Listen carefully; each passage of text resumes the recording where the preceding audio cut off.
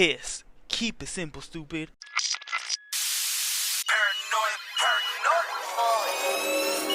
Tell me, boy. I'm paranoid, I'm paranoid, I'm paranoid, bitch, I'm paranoid, I'm paranoid, I'm paranoid, I'm paranoid, bitch, I'm paranoid.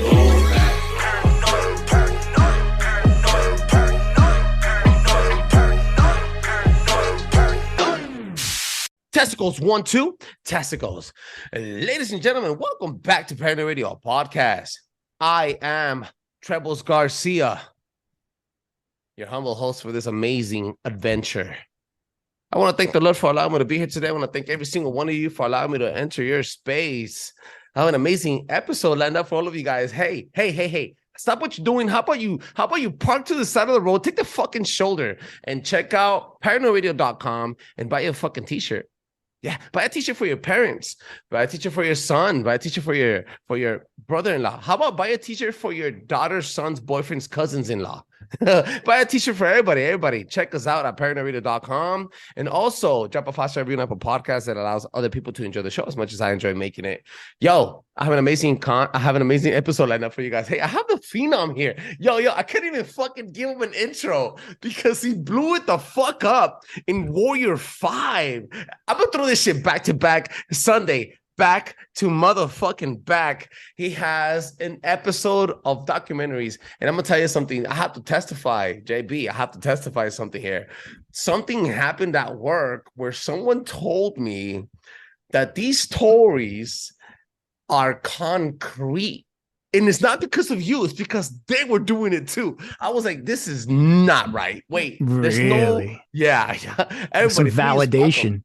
Please welcome JB from Renegade, Family of Light. What's up, JB? How you doing, bro? So we got some validation going on. Somebody was like, yo, I co-signed that. I was there. I know what that was like. You'll be surprised, bro. You'll be surprised. There's people that were stealing computers. Do you know that, man? That movie where John Travolta fights the guy from Ghost Rider? What's his name? Nicolas Cage? Standoff? Yeah. Face Off. Okay. They swapped faces. That movie was put on a back burner for a couple of months because we had a customer. I can't mention his last name. He did about 8 years in prison. He stole all the fucking computers off the studio, bro, in his van. Just like, dog, this is like, what? Dude, a lot of thievery going on, LA.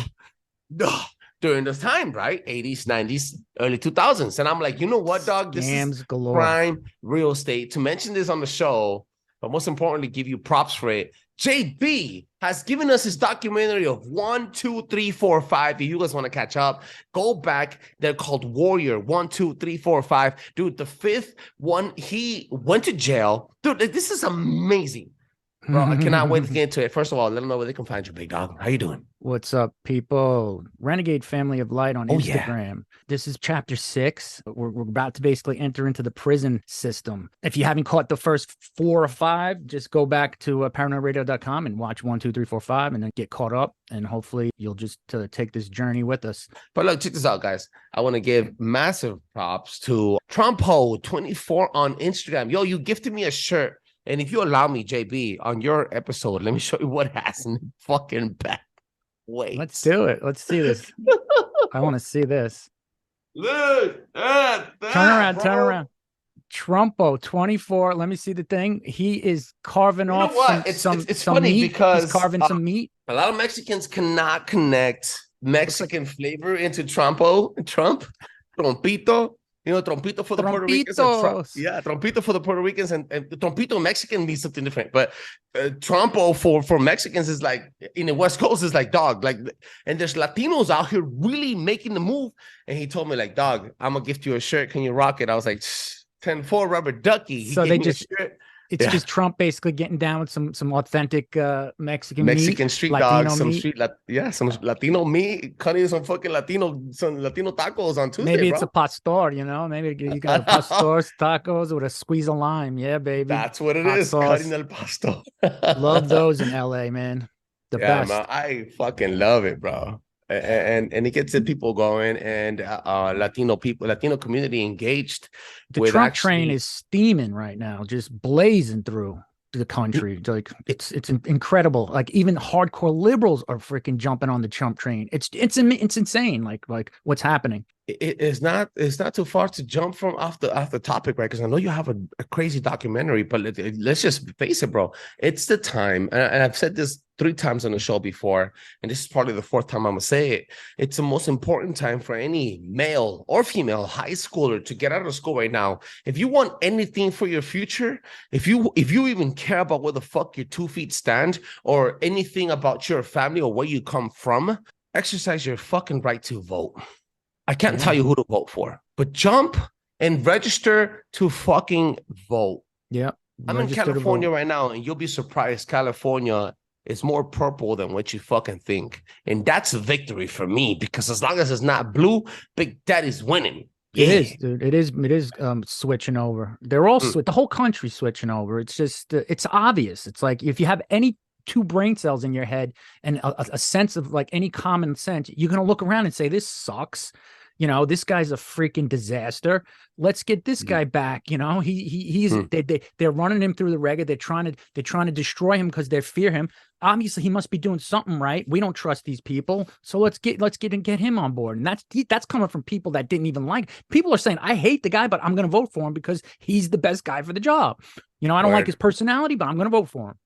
I love him personally. I know him so long, and I know how good he is and how big of a heart he has and how generous he is. Everything they say about him is a fucking lie. The black people used to love him when years ago. He used to give to black people, women, Latinos, minorities, like everything, handicapped. Like he was always about helping people, and they just painted him completely different. And I hope everybody sees what he was like when he was before he was in politics, what he was really like, and he was a good guy. Would you ever be interested in a conversation with Big Flash and I, and join us in a little conversation? Dude. Come on, bro. Like, gotta ask me. Like, I'm always down for those sit downs. Oh, yeah, I think that'll be a sit down of the ages, dog. Because I know for a motherfucker, we've done it before. You know, no, but like I mean, now at this point of time, this is the perfect time to attack, right? Yeah, actually, it is a perfect time, because I'm surprised the riots haven't started. But that's, it's another tangent that we can get off on, because really by the summer of an election year, the riots generally start up in about June or July. 4 years ago, it started in June with the hoax. I can't breathe guy. The Palestinians are waiting for July 4th. That's when it's going to start. Trust. It's hard to root for them Palestinians, because like you want to help them, and you want to see them get better, but the things that they're doing in this country and damage that they're causing, and they're burning our flag, and it's like, how are we supposed to root for you if like you're hurting us? Like, you're not making it easy. Yeah. I'm not rooting for Israel ever. Like, I'll never root for them, but it's hard to root for Palestine too. It's like, I know they're getting genocide, but the people that are here now are not representing very well. Yo, everybody, make sure you check them out. Renegade Family of Light. All right, Warrior 6, dog. Let's do it. You had the biggest credit line in Glendale. My Lord, did I ever. Dude, you fucking knocked down the biggest fish. Oh, the biggest fish. You got an Alaskan wild-caught salmon. You got some Alaskan salmon catch. Dude, I had whales, like legit whales. And what did they have for me? They had I was just the nothing burger for them. Like, just remember, like, they got me with no dope, nothing, no crime committed, just a talking on a stupid recording was the best they came up with, and they tipped me with 10 years. Meanwhile, what they got in return was mega like rewards, like a king's ransom to trade me in for that. Like, it's a no-brainer. I went back to Glendale, and I found out that they work very closely with Temple City sheriffs, South Amani sheriffs, where I'm from. They don't fuck around with the sheriff's departments. They don't fuck around. Dude, they're organized. They're serious about their business. Yeah. They're better than the Amani Police Department, which is like one of the biggest police departments in the whole San Gabriel Valley. So if anybody's from California and you know what's up, you know what's up. Oh shit! Glendale's respected. Yeah, they're respected. Bro. I was there. There's some people there that can make a move. There's some detectives that come out from the gutter. I'd like to look into them and see who's been promoted and who's. I'm sure Detective Lawrence retired, because this is like, a long time ago. She's had to retire by now. I'd love to get in touch with her. I looked her up on Facebook, and I don't see it. A lot of cops don't have social media, because they're not allowed to. Secret home. and they're losing their homes too. They're also losing their homes in different they? countries. If you're a cop and your home is still owed, they're losing their fucking homes. Look into that. Anyway, yo, check All this right, out. so You went to fucking jail.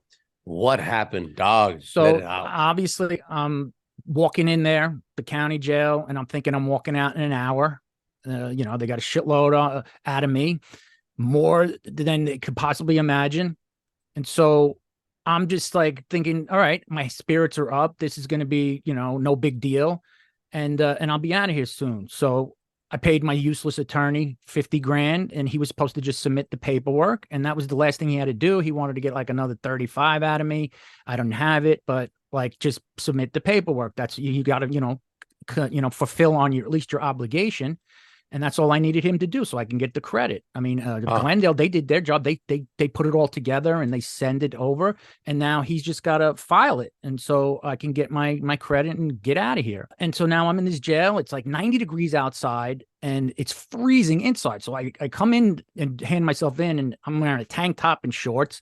And now I'm sitting in this jail cell, cold as fuck, wearing the tank top and shorts. And a couple hours goes by.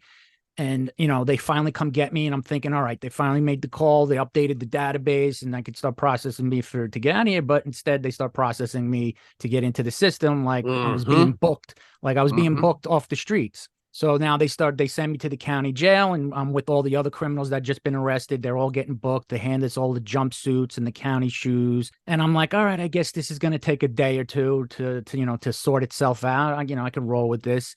And, of course, the county jail, is the worst place in the world. It's got the lowest That's budget. what you get killed the most. When I was in county, the homie I mean, you Silent, don't get killed the most, but you definitely it's bad. Yeah, it's really bad. I dislocated my shoulder, broke a rib, got jumped.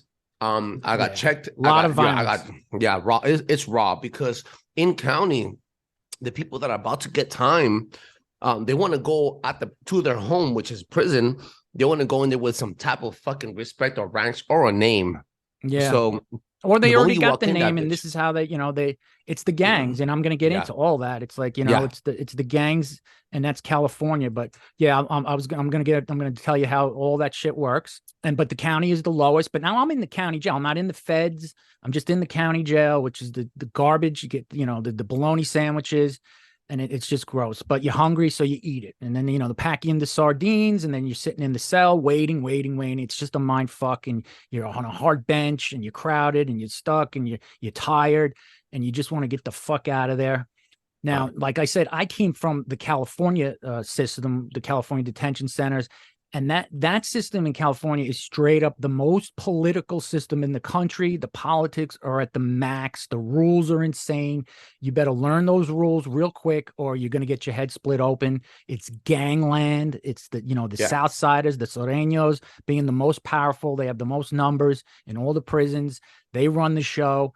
And then the Sureños have pretty much an alliance with the white race, the ABs and the Woodpeckerwoods and the Nazi lowriders. So, but the white ABs and just the white race in general has the lowest numbers, but they have like the most respect, because when they do shit, they do it in the most vicious.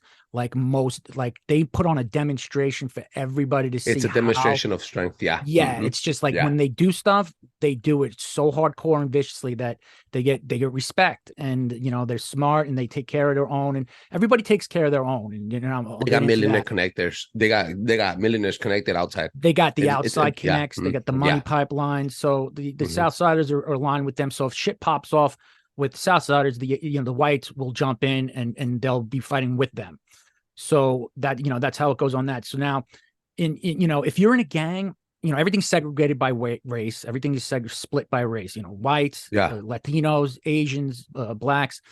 And if you're in a gang on the streets, and say you're in a Latino gang and you're enemies with another Latino gang in the neighborhood that's like right across the way, when you go to prison, you're on the same team. Like, you guys are together. Even if you hated each other on the streets, you're loyal to the prison gang first. And so now you just become part of that gang, and that's where you serve. And then when you leave, whatever you do after that is separate. So it's so deep how far this shit goes. It's amazing how all these like criminals, outlaws, and they can never follow rules. They're always breaking the law. They can't accept authority. They're just wild, crazy. But when they come to prison, they become straight up military. Like they're all about the rules, and everybody stays in line, and nobody dares gets out of line. It's like how you do this, how you do that. Like, everybody is like right on point with it, and it makes it so effective because when you break the rules, there are severe consequences in the most brutal, horrific fashion. So guys figure out real quick how to follow the rules. And if people on the streets actually had that kind of fear for the consequences, society would be a neat, orderly society. It's as simple as that. And it's, but in prison, it's the only way to maintain order because everyone's a killer in there. So you have to, it has to be like that. Yeah. So, you don't walk past a certain race's area. They got their area. You don't walk past that if you're not part of that race. Like, you got to know what table you can walk past and where you can. It's like so much shit. And you don't hang out with other races. Like, you can mingle. You don't mingle, but you can be cordial in passing, but you're not going to be hanging out, playing cards, sitting on their bed. Life gets completely thrown out. It's another universe, dude. Like whatever you had in the regular world is completely got to be checked at the door, and now you've got to absorb, adapt, and just assimilate with this new universe that you're basically in, because it's got its own law. It's like it's a whole other universe, and violence and enforcement and viciousness, and these guys are so fucking skilled at reading people. Like they'd spend every day, all day looking at people. They could fucking sniff a phony out from miles away. You try to walk in thinking you're fucking badass, trying to put on an image, dude. They could sniff the shit out. They see one little tiny twitch. Yeah, dude, it's like you're not getting nothing past these guys. These guys are masters of reading body language. They know what fear looks like. They know what bullshit looks like. And if you're not authentic, they're gonna know right away. So you might as well just be just close to yourself as possible. Tell them the truth too, because they know your report, bro. They know your they look at your paperwork. But before you walk into the trust, you already told them, like, hey, this motherfucker. These guys are so organized that the shit that they could do, it's amazing, because you got nothing but time on your hands to think about things and to figure out how to fucking solve problems in order to get by the guards and they just do it, man. They get shanks and they get drugs and they get this and they get that. And it's the things that they could come up with are so fucking like ingenious and creative. And like no matter how much you take away from them and how much you try to stop them from getting shit done, they get it done. They find ways of getting things done, even locked up and fucking on cameras and everything. That's how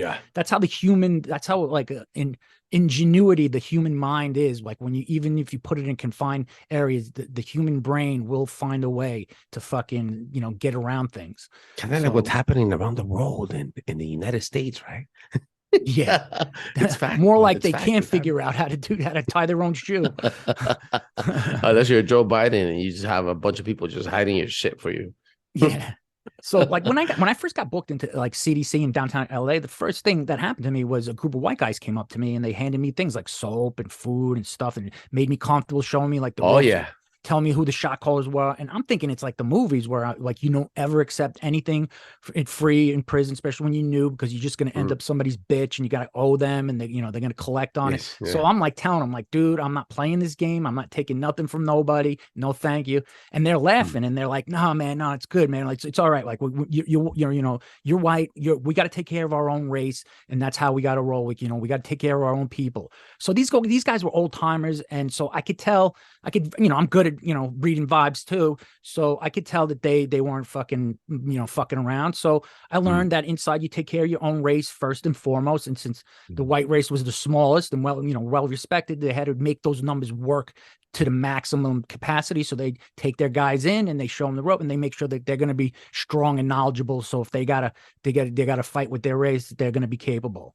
So but what you do is you owe that race. It's kind of like you're in a gang, whether you like it or not, because you're with protection with love. Yeah. Protection with love. Because you could roll by yourself. But you could roll by yourself. You could try to roll by yourself, like to just be unaffiliated, but you'll get eaten up by everybody. So you got to align yourself with some form of group. You just don't have a choice.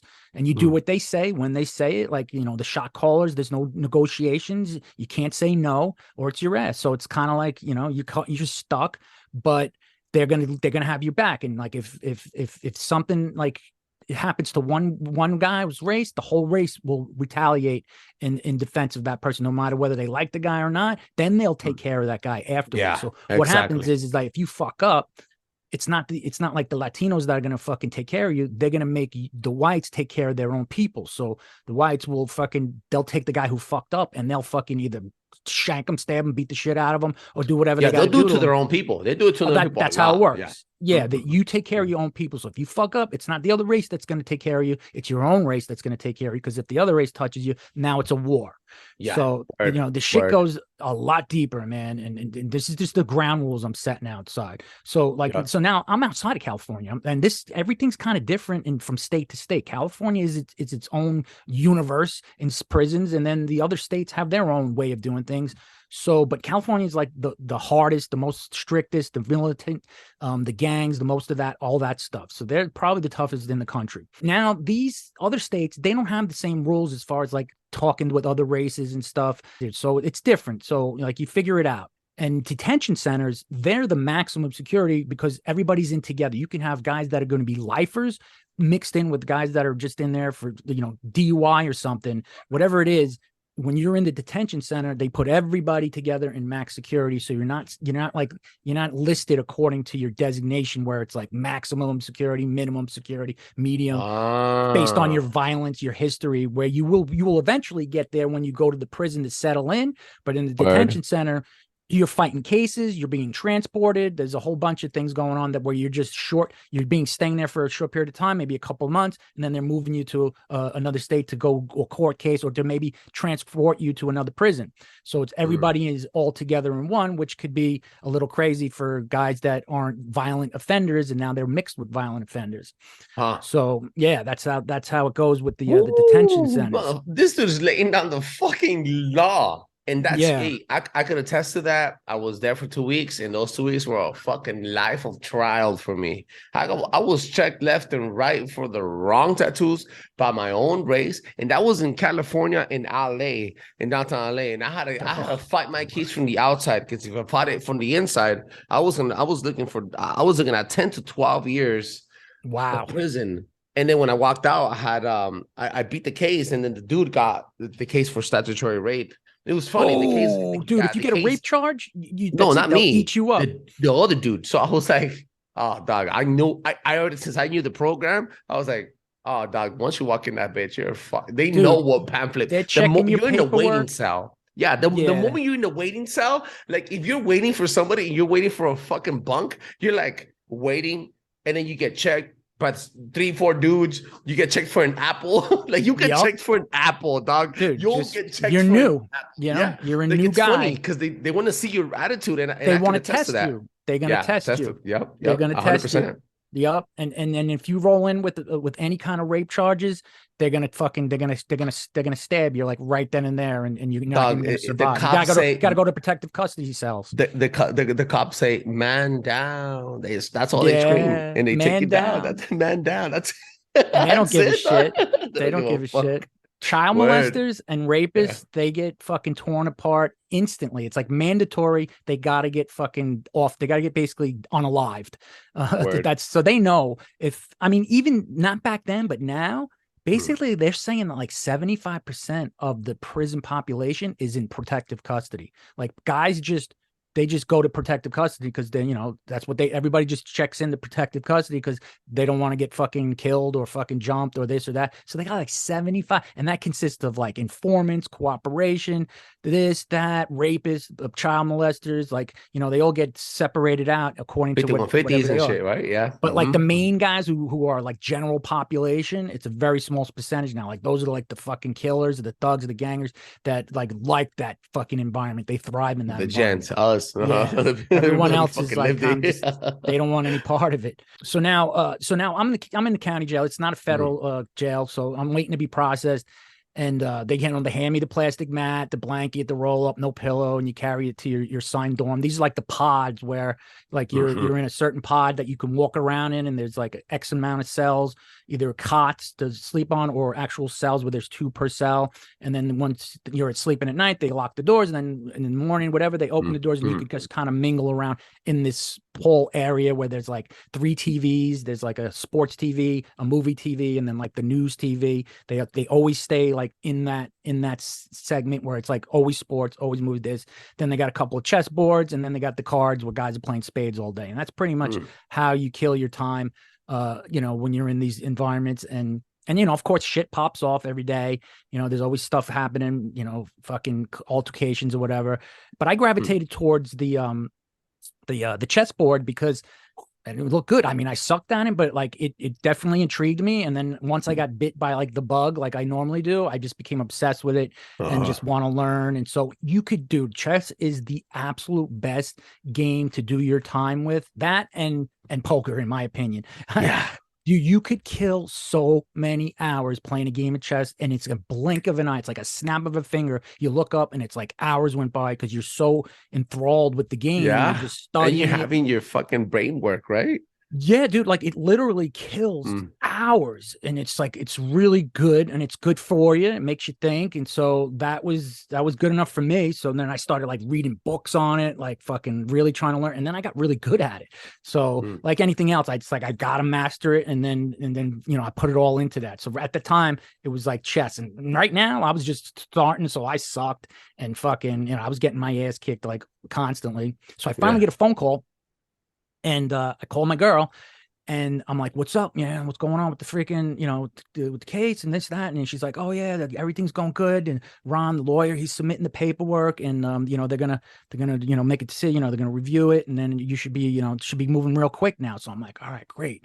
So I'm like, I hang up the phone, and I got like this like feeling like there's no big deal. I can handle this because it's not gonna be long. It's like, yeah, I'm not really doing the 10 years.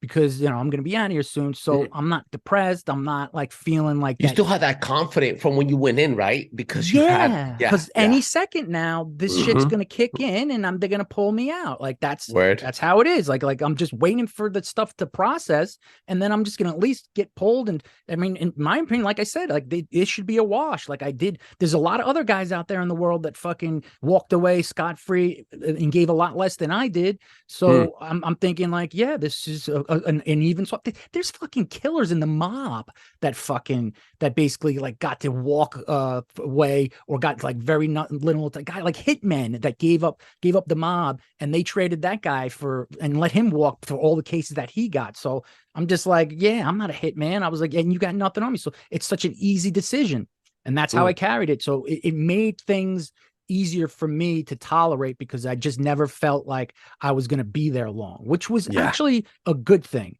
But as it turns out, it didn't actually go that way. It was like more like 5 fucking years I was in prison, dude. 5 years of fucking waiting and thinking that something was going to happen, and then fucking nothing happens. And dude, get the fuck out, my lawyer never submitted the paperwork, bro. He just never did. And we all thought he did. And we thought we were just waiting on the judge and the system to process it. And I just fucking, like, none of us thought like that he would be that fucking hard, like cold, like to let it just sit there. And so that's what happened, dude. Like but this whole time I'm still thinking like it's going to happen any second now. So it still carried me over until obviously a certain amount of time goes by. And, I'll get into it. And a lot of shit happened in those 5 years.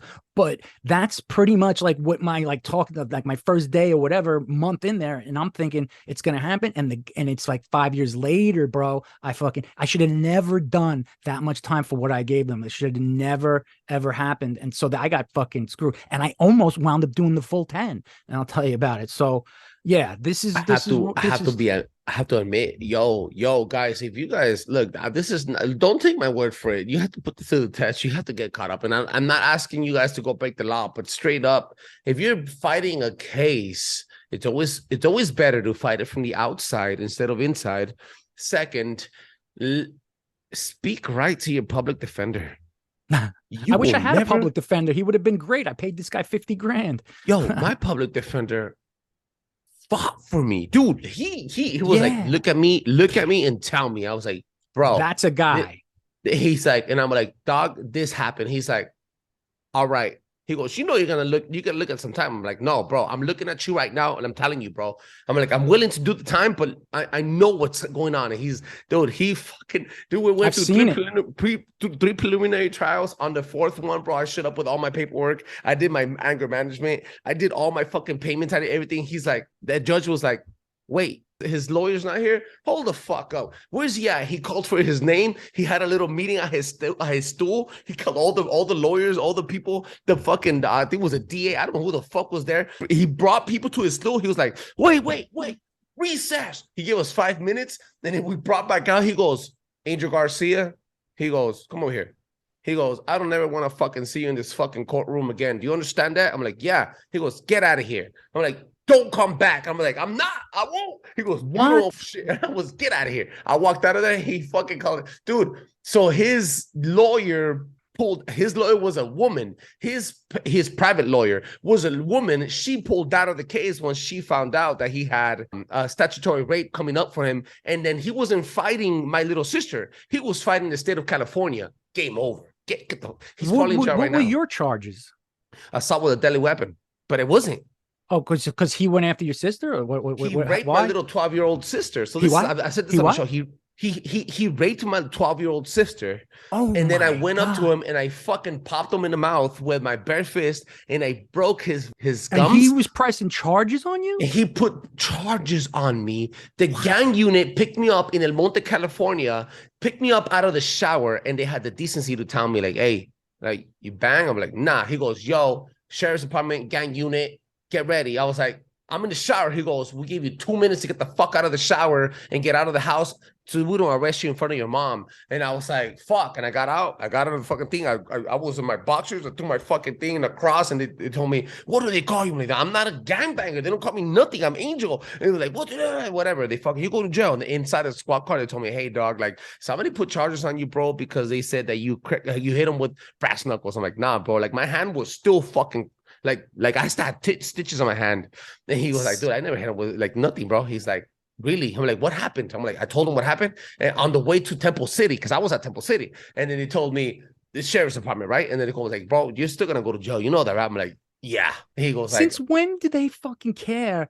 If fucking even if you were gangbangers, since when do they care if a guy punches a guy in the face? Why? You know how much shit they got to deal with? The last thing they're doing is responding to calls that somebody got punched in the face. Like, you got to be bleeding on the side of the road for them to fucking care. I can't believe they went hard on you like that. It was gang unit. They thought I was gang affiliated because I'm bald. Yeah, and even if tattoos. it was, he punched him in the face. It's like, yeah, all right, that's just gang. That's just normal gang activity. Like, they didn't fucking kill each other. An amount of charges on me so they could look at it and say this guy. Oh, it was 30 days after too, though. I was under 30 days of investigation, and I was throwing hella parties back there too. I was like, but he raped your fucking sister, so he's looking like. In other words, she needs to report him as a rape victim. She loved him. She didn't, because she was in love with him. She was a little girl. Did he really rape her, or was it just like he had sex with her? It was consensual, but you call consensual a 12-year-old girl? Come on, he didn't rape her. He was 18. He was 18. How old was she? How old was she? 12. Oh, that's young. And he's 18. Though you're a grown-ass man, bro. So that's you know young, what? And you know what made me That's pop very him? young. Do you know what pop him? You know what made me pop him? It wasn't even the fact that he said, it wasn't even the fact that he fucked her. You know what made me pop him? What? Because I was tatted at 12 years old. I know what 12 years old go through out here with no parents. I know what's up. It's not that there's a lot of 12-year-old girls having sex. Like, I know, yeah. You know what is how he said it. He's like, I did this to her inside the fucking classroom after work. And he said it to you or to other people? He told it to my face because he thought I was cool. Wrong person would say that. Cool, bro. Wait, but he knew you were the brother? I asked him, because I knew they were together, and I told him, like, fool, like, hey, dude, did you already do something to her with her? He's like, yeah, I already did this, that. He was like, like this, like swaying. What? I was to like, the bro. brother? He's telling the brother, I just did this to your sister, and doesn't think the brother's I didn't think gonna about fucking it. sock him. As soon as he finished the sentence out, I popped him, and then my 100%. ex was waiting. She was waiting for me, my little red Plymouth I remember. I can't believe you went to jail for this. I can't believe you had a case. This is so like standard business on the streets. It's like nobody gets arrested for shit like that. Dude, he lied about the whole thing, and then he got statute. But he wasn't fighting again. He wasn't fighting my little sister. He was fighting the state of California, right? Because they knew that he did. Whether your sister consented or not, or whether somebody told him, once they got wind of it, he's now basically fucking a rapist, and he would have a rape charge on his paperwork, and he would be fucked in jail. He would be fucked. Yeah, wow. So everything you said goes like, dog, I know this has to happen. There's like a little rule section. And then I'm just glad I was able to fucking fight it from the outside. The judge was like, what is this guy doing here? He's like, fucking this. He's like, the guy raped his sister, or the guy had sex with his sister, and he punched him in the face. Get out of here. 90 hours of anger management for no anger, but it still works for my life, though. I can't believe that you actually had to go through that for defending your sister from being raped by a guy. Like, I mean, it's like, you don't really want to say rape because it was consensual and she was in love with him. So it's like boyfriend, girlfriend thing, but he was using her, and he was old enough to manipulate her and told me and take advantage of her. I love her. If he would have told me, yo, I really he didn't say that. He like was a dude, using like her. a real dude would have been like, yo, dog, you know what? I did, dog, but you know what? Hey, dog, like I'm up to take care of her. If he would have said something like real, he didn't impregnate her. Dude, if he would have just been real with me and spoken to me like with respect, that would have been a different case, because I would have been like, hey, dog, to each his own, right? It is what it is. Yeah, but like you love her, you know, like do your thing, whatever. Just take care of her, don't hurt her. I'm 4 years older than my wife. In a different country, if I would have met her, I'm 12 years older than my ex. Like that's nothing in Latin countries, and we looked fine together. We looked like a regular couple. Yeah, especially guys, but not 12. Yeah. It was the way I was like late 30s and she was in like her late 20s, not 12 years old and 20 years old. Like that's like a big, or 18 and then 12. the elementary school, that's because she's a child still, you know. The junior high that she was going to was across the street from her fucking project apartments where she was living at. And I'm like, dude, like I did it in the science room and this, and I was like, dude, you're a fucking dick. You shouldn't have said it like that, bro. Looking at a 12-year-old girl when I was 18, she's a child to me, and I would never even consider getting hooked up with a 12-year-old when I was 18. Because now I'm becoming a man, and she's just a kid. She's just a child. I was fucking raving at 18 years old, fucking 25-year-old pussy. Right. Your age, maybe like when I was 18, my girlfriend was 16. That's normal. You know, that's like that's still considered rape, but like you met her in high school, you know, you became, you're we dated sophomore, for 4 you're junior. years. I get it. Yeah. We dated for years, and that's normal. Like, but like 18 and 12, big gap in those, in that time frame. Like she's not even just because you live next to the next projects to her, like it's a weird one. But it's just the way he said it. I was like, what the fuck, bro? But you know what? But anyway, back to you, dog. So now, I'm basically gonna ride this out, and now they call my name, and now they pull me out. We get on this bus and go through the whole chains thing again, and like it's such a mindfuck when they transport you, because you're shackled up. I'm sitting on a bus for 9 hours. You can't move. You get the brown lunch, and then we start pulling into the prison where we're going in and find out we're in Atlanta. So now I look out and I see the prison, and the fucking thing is just gothic, dude. It's like ominous. It's dark. They got the big gun tower, the razor blade fence, the walls. It was dark. It was old. It was it's the oldest prison in the country. It was built in 1903. It's like Shawshank Redemption and like, like those movies where it was just like Gotham City. It was just, my stomach just dropped. I was just like, we're pulling into the gates, and I'm just like, oh man, here we go. Like this is where it starts. Dude. Built like a castle. This is all brick and shit, bro. Like a castle, like a dark medieval castle. That's exactly what it looked like. Dracula lives in that bitch. Yes, exactly. And we're pulling in, and I'm just like, all right, brace for it, get ready. You think it's a good cliffhanger? I think this is a good cliffhanger. Oh, shit. We're pulling into the gothic prison now. The people love the motherfucking realism with these episodes. And what's the feedback been? Like, what's the feedback? I'm with the feedback, dude. Like, for this people to tell me, yo, I resonated with that. Like, this guy to tell me getting it. You're getting he feedback. Sat down in front of me. I don't want to mention his name. He's about your age. He's a lot older than you are. He was in the same era. He told me, like, dude, I put that fucking movie down. I was like, what, dude? You pushed that movie back. I pushed that movie back because I like, and I was like, you did prison time? He's like, how the fuck are you here now? He's like, because I fell in love with the right woman. I'm like, shut the fuck up, dude. Nobody ever thought I was in jail, man. Nobody believes that. Hey, dude. when I shocked. first saw you, bro, I was shocked. And then I saw your ID because you showed me a picture of you when you were younger. I was like, dude, you're a fucking movie star. You're a movie star, bro. Like, even the way I look now is more, they could probably believe it more. But when, like, you go back 10 years ago and I was just super young, clean cut looking, they were like, what? They're like, you didn't go to jail. Like, no way. Yeah, you were a drug dealer. You were a thief. You were this. You were that. How the fuck did you do this, JB? Yeah, dude, it was wild, man. It was like a storybook adventure, dude. It just keeps going. Even prison was an adventure. It was like another storybook adventure. I can't wait. I can't wait to get to number 7. Just pops. Yeah, the shit's popping off now. We're going into an Atlanta prison. What I'm a gonna keep place. these rolling on Sundays because it's a good drop. And then people getting used to it on Sundays too. Plus, this one's gonna air this Sunday, so I'm rolling back to back. You know. And I want you guys to get, and now that you guys are listening to this on Sunday, to concrete. I need you guys to also get it fucking get your voices heard on Friday Night Lives, because I'm going live on Instagram and I'm popping off that entire episode with you, the listeners, the followers, the audience, directly on an audio episode on Paranoid Radio Podcast on every single podcast platform available, absolutely free. And you can listen to that shit on everything. So I'm recording live at 6 p.m. PST on Instagram on Friday nights. Okay. Every Friday night at 6 p.m. I'm live. For how long?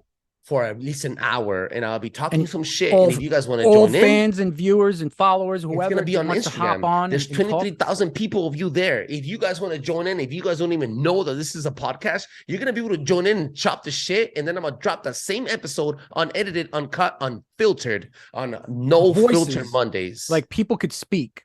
Like, people speak on me. No matter how many people are logged on. It doesn't matter. If there's 3-4 people, it cuts off at 15 minutes after that, because I can't download it after that. But after 15 minutes, they're like, you got 15 minutes to talk some shit. It's going to be unfiltered and unedited. Who gets to talk first? Like, how do you know who gets the mic first? So I'm going to be on live, and it's going to be recording already. And as soon as I see anybody come in, I accept the live, and you start talking to them. Yo, I think this. I'm like, go, let's flare it up. Bam, bam, bam. We chop it up. Dude, if that's you want to get really into a debate idea. with me, let's debate. Boom. And then we just stop it. If you guys don't want to stop it at that point, if you're a troll and you're not stopping it, I will stop it. And then I'll still post it on Instagram, on all podcast platforms. So even if Monday there's a troll, you're letting it roll. I'll let it roll.